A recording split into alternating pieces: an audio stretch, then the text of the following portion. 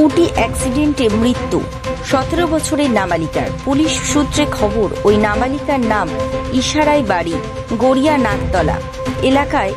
যেটা জানা যাচ্ছে, আমতলার দিক থেকে গড়িয়ার দিকে স্কুটি নিয়ে যাচ্ছিল দুই বান্ধবী। ইশারায় স্কুটির পিছনে বসেছিল আরেক বান্ধবী, স্কুটি চালাচ্ছিল। জুলপিয়া হাই স্কুলের সামনে গাড্ডায় পড়ে স্কুটিটি তখন পিছনে ঈশা ছিটকে পড়ে যায়।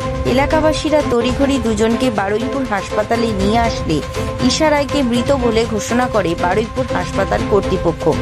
এবং আরেক যে বান্ধবী, ওই বান্ধবীর নাম অনন্যা দাস, তাকে প্রাথমিক চিকিৎসার পরে ছেড়ে দেওয়া হয়। মৃন্ময় নস্করের রিপোর্ট, জেলার বার্তা।